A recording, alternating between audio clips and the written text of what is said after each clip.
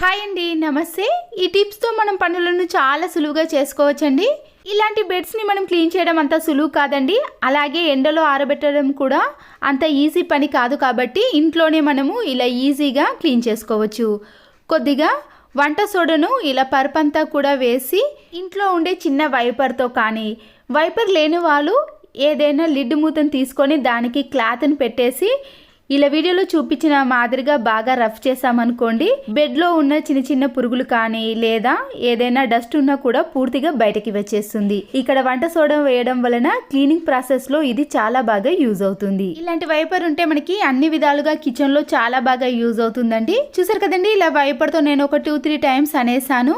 Wiper తోటే వంట సోడాని అంతా బయటకి తీసేసిన తర్వాత ఇలా ఏదైనా ఒక క్లాత్ తో మనము బెడ్ అంతా కూడా ఇలా దులిపేసుకోవాలి. ఏదైనా వంట సోడా ఉన్నా కూడా పూర్తిగా బయటకి వచ్చేస్తుందండి.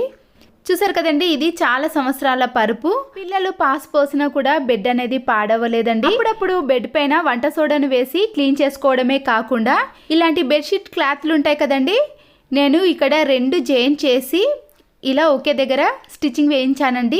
ఈ బెడ్షీట్ ని మనము బెడ్ లోపటి నుంచి వేసాం కాబట్టి వాటర్ ఒలికినా కానీ పిల్లలు పాస్ పోసినా కూడా అంత ఈజీగా వాటర్ అనేవి బెడ్ లోపటికి వెళ్ళవు. ఇలాంటి క్లాతే వాటర్ అనేది పూర్తిగా పీల్చేస్తుందండి. దీనివల్ల బెడ్ అనేది చాలా సంవత్సరాల పాటు పాడవకుండా ఉంటుంది. చూసారు కదండి, మనము బెడ్షీట్ ని వాషింగ్ మిషన్ లో వేసినా కూడా ఇలా బెడ్ చూడడానికి చాలా అందంగా కనబడుతుంది. ఇలాంటి చిన్న టిప్స్ తో మనము బెడ్ ని క్లీన్ చేసుకోవచ్చు. బెడ్ ని పాడవకుండా చాలా సంవత్సరాల పాటు యూజ్ చేసుకోవచ్చు. కాజు బాదంలను మనము ఇలా కవర్ లోనే పెట్టేసామనుకోండి, అందులోకి గాలి వెళ్ళి ఇవి మెత్తబడతాయి కదా. పైన ఖాళీగా ఉన్న ప్యాకెట్ ని ఇలా సీజర్ తో కట్ చేసేయాలండి. నేను ఇక్కడ క్రాస్ గా కట్ చేశానండి. చూసారు కదా, దీన్ని మనము ఇలా పిన్ పంచుతో వేసామనుకోండి, అప్పుడు నీట్గా ఉంటుంది. తీసుకోవడం కూడా చాలా ఈజీగా ఉంటుంది, కింద పడిపోకుండా ఉంటాయి. ఇలాంటి కాజు బాదంని మనము ప్రతిరోజు యూజ్ చేసే మాత్రం ఒక బాక్స్లోకి వేసుకోండి. ఎప్పుడన్నా యూజ్ చేసేవారు మాత్రం ఇలా గాలి చొరబడకుండా ఉండటానికి పిన్ పంచిని వేసామనుకోండి, చాలా నెలల పాటు ఇవి ఫ్రెష్గా ఉంటాయి. అల్లిన మాలలు కానీ ఇలా విడిగా ఉన్న పువ్వులను మనము ప్లాస్టిక్ కవర్లో అలాగే ఉంచేసామనుకోండి, కొన్ని రోజుల తర్వాత ఇలా రెక్కలన్నీ రాలిపోతాయి. 2 వారాలైనా 3 వారాలైనా పువ్వులు ఫ్రెష్గా ఉండాలంటే ఇలా ఏదైనా ఒక స్టీల్ బాక్స్ని కానీ ప్లాస్టిక్ బాక్స్ని తీసుకోండి. కింద టిష్యూ పేపర్ని పరిచే బదులు పిల్లలు వాడని నోట్బుక్స్ ఉంటాయి కదండి, దాంట్లో నుంచి కొన్ని పేపర్స్ని తీసుకొని ఇలా చించి ఈ బాక్స్ యొక్క అడుగు భాగాన వేయాలి. దీనిపైన మనము ఇలా పువ్వులన్నీ వేసిన తర్వాత మరొక పేపర్ని కూడా ఇలా వేసామనుకోండి, దాంట్లో ఉండే తడి అనేది పూర్తిగా పీల్చేస్తుంది, రెక్కలు రాలకుండా ఉంటాయి. పువ్వులు కూడా మనము చాలా రోజుల పాటు ఫ్రెష్గా ఉండటం వలన యూజ్ చేసుకోవచ్చు. వాష్రూమ్లో ఉండే ఇలాంటి ట్యాప్స్ అనేవి వాటర్ పడటం వలన తెల్లగా మారిపోతాయండి. ఇలాంటి వాటిని క్లీన్ చేసుకోవాలంటే మన ఇంట్లో ఉండే బేకింగ్ సోడాను అలాగే హాఫ్ నిమ్మకాయను కూడా తీసుకోవాలి. నిమ్మకాయ పైన బేకింగ్ సోడాను వేసి అప్పుడు ఇలాంటి ట్యాప్స్ని క్లీన్ చేసుకోవాలి. ఇలాంటి వాటిని మనము సోప్తో కానీ సర్ఫ్తో కానీ క్లీన్ చేసుకోలేమండి. సోప్ మరకలు వాటర్ మరకలు అనేవి అంత ఈజీగా వెళ్ళిపోవు. కాబట్టి ఈ టిప్తో క్లీన్ చేసుకొని చూడండి, చాలా నీట్గా తక్కువ టైంలో మనము ఈజీగా క్లీన్ చేసుకోవచ్చు. ఇలా తెల్లగా మారిపోయిన ట్యాప్స్ని కూడా మనము ఇలా ఈజీగా క్లీన్ చేసుకోండి. చూసారు కదండి, ఎంత నీట్గా కనబడుతున్నాయో.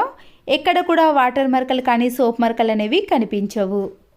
హ్యాండ్స్కి ఇలాంటి గ్లౌజ్ వేసుకున్నప్పుడు పైన కొద్దిగా ఇలా మలుచుకొని మనము చేతికి గ్లౌజ్ను వేసుకోవాలి. ఇలా వేసుకున్న తర్వాత మనము ఏదైనా క్లీనింగ్ చేసేటప్పుడు చాలా ఈజీగా ఉంటుందండి. ఇక్కడ నేను వాష్ బేసిన్ని క్లీన్ చేస్తున్నానండి. ఇలా స్క్రబ్బర్తో క్లీన్ చేసిన తర్వాత వాటర్తో కడిగేసాం కదండి, ఇలా కడిగినప్పుడు మనకి చేతి పైన వాటర్ చుక్కలు అనేవి అస్సలకే పడవండి. చూసారు కదండి, ఇలా ఎంత క్లీన్ చేసినా కూడా ఇలా మలిచిన దాంట్లో కన్నా వెళ్తాయి, కానీ మన హ్యాండ్ పైన ఒక్క చుక్క కూడా వాటర్ అనేది పడదు. నిమ్మకాయలో నుంచి రసం తీసిన తర్వాత నిమ్మ తొక్కలను పడేసాం కదండి, వాటిని పడేయకుండా ఇలా డోర్స్ కి ఉండే స్టీల్ వాటిని మనం క్లీన్ చేసుకున్నాం అనుకోండి, మంచి షైనింగ్ లోకి వస్తాయి. ఇలా వేస్ట్గా ఉన్న వాటిని కూడా మనం ఇంట్లోకి యూజ్ చేసుకోవచ్చు. ఆ తర్వాత ఇలా క్లాత్తో క్లీన్ చేసి చూడండి, స్టీల్ ఇవనేవి ఎంత నీట్గా కనబడుతున్నాయి. ఇలా ఒక్క నిమ్మ తొక్కతో ఇంట్లో ఉండే డోర్ లాక్స్ అన్నిటిని కూడా క్లీన్ చేసుకోవచ్చు. ఏదైనా స్క్రబ్బర్ని కానీ ఇలాంటి బ్రష్ని తీసుకొని కొద్దిగా కోల్గేట్ పేస్ట్ని వేయండి. వాష్రూమ్లో ఉండే డోర్ పైన మరకలు చూసారు కదండి ఎలా ఉన్నాయో, ఇలాంటి జిడ్డు మరకలను పోగొట్టాలి అంటే కోల్గేట్ పేస్ట్తో మనము డోర్స్ని క్లీన్ చేసుకొని చూడండి. బ్రష్ని యూజ్ చేసామనుకోండి డోర్స్ పైన ఉండే కలర్ అనేది వెళ్ళిపోతుంది కాబట్టి మామూలుగా ఉండే స్క్రబ్బర్తో మాత్రమే క్లీన్ చేసుకోవాలి. ఇప్పుడు ట్యాప్ వాటర్ వేసి క్లీన్ చేసుకున్నారనుకోండి ఒక్క మరక కూడా కనిపించదు. చూసారు కదండి డోర్ కూడా ఎంత నీట్గా కనబడుతుంది. ఇలా కోల్గేట్ పేస్ట్ని అప్లై చేశారనుకోండి డోర్స్ కూడా చాలా నీట్గా ఉంటాయి. మన ఇంట్లో ఇలాంటి స్టోన్స్ హెయిర్ బ్యాండ్స్ ఉంటాయి కదండి, కర్టెన్స్కి ఇలా వేసామనుకోండి చూడడానికి చాలా నీట్గా అందంగా కనబడతాయి. స్టోర్స్లో సరుకులు తెచ్చుకున్నప్పుడు ఇలాంటి పెద్ద క్యారీ బ్యాగ్స్ వస్తాయి కదండి, వీటిని మనము చాలా రకాలుగా యూజ్ చేసుకోవచ్చు. అయితే వీటిని పట్టుకోవడానికి ఇలా హ్యాండిల్ లేదు కదా, వీడియోలో చూపించిన మాదిరిగా ఈ కవర్ని ఇలా 2 మడతలుగా మలుచుకోవాలి. సీజర్ని తీసుకొని ఈ కవర్ యొక్క పై భాగంలో మనము ఇలా సీజర్తో కట్ చేసుకోండి. మీరు రౌండ్గా కానీ, నేనైతే ఇక్కడ డబ్బా షేప్లో ఆకారంలో కట్ చేస్తున్నానండి. ఇలా పట్టుకోవడానికి ఎలా వీలుగా ఉంటే ఆ మాదిరిగా కట్ చేసుకుంటే సరిపోతుంది. ఇలాంటి పెద్ద పెద్ద క్యారీ బ్యాగ్స్ని మనము వేస్ట్ చేయకుండా వీటిని కూరగాయలు పెట్టుకోవడానికి కానీ ఏవైనా సరుకులు పెట్టుకున్నా కూడా చాలా రోజుల పాటు పురుగు పట్టకుండా ఫ్రెష్గా ఉంటాయి. ఇలాంటి పెద్ద పెద్ద క్యారీ బ్యాగ్స్ని మనము మార్కెట్కైనా ఎక్కడికైనా తీసుకెళ్ళడానికి వీలుగా ఉంటుంది. చిన్నవి కంఫర్ట్ ప్యాకెట్స్ ఉంటాయి కదండి, అవి ఓన్లీ 4 రూపీస్ మాత్రమే ఉంటాయి. ఈ కంఫర్ట్ ప్యాకెట్కి పిన్స్తో కానీ నిడిల్తో ఇలా చిన్న చిన్న హోల్స్ అనేవి 2 వైపులా చేసుకోవాలి. ఇలా చేయడం వలన అందులో నుంచి కంఫర్ట్ అనేది కొద్దిగా బయటకి వస్తుందండి. వాష్రూమ్లో ఉండే ఫ్లష్ ట్యాంక్లో ఈ కంఫర్ట్ని వేసామనుకోండి 1 వీక్ వరకు వాష్రూమ్ నుంచి ఎలాంటి బ్యాడ్ స్మెల్ లేకుండా మంచి సువాసన అనేది వస్తూ ఉంటుంది. ఫ్లష్ని ఆన్ చేసినప్పుడల్లా కూడా వాష్రూమ్లో నుంచి ఎలాంటి బ్యాడ్ స్మెల్ కూడా రాదు. దీనికి బదులుగా అయిపోయిన కోల్గేట్ పేస్ట్ను కూడా వేసుకోవచ్చు. కొబ్బరికాయ యొక్క పీచు ఉంటుంది కదండి, ఆ పీచు పైన కొద్దిగా విమ్ లిక్విడ్ని వేయాలి. ఈ పీచు పైన కొన్ని వాటర్ని వేసి ఇలా సింకును క్లీన్ చేసుకోండి. చూస్తున్నారు కదండి స్క్రబ్బర్ కూడా అవసరం లేదు.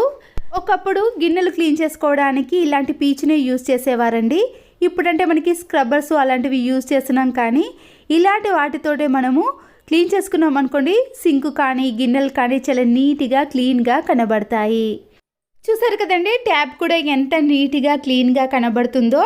వీటి కోసం ఎలాంటి లిక్విడ్లు కానీ ఎలాంటి స్క్రబ్బర్స్ అవసరం లేదండి. ఇలా ఇంట్లో ఉండే వేస్ట్గా ఉన్న వాటిని మనము ఇంట్లోకి చాలా బాగా యూజ్ చేసుకోవచ్చు. ఇలాంటి చిన్న చిన్న టిప్స్ తోటే మనము మనీని కూడా సేవ్ చేసుకోవచ్చు. ఈ వీడియో కానీ మీకు నచ్చినట్లయితే తప్పకుండా ఒక లైక్ చేసి మీ ఫ్రెండ్స్కి కానీ రిలేటివ్స్కి షేర్ చేయండి. Please subscribe Siri cooking and vlogs. మరో వీడియోతో మళ్ళీ కలుద్దాం. Thanks for watching.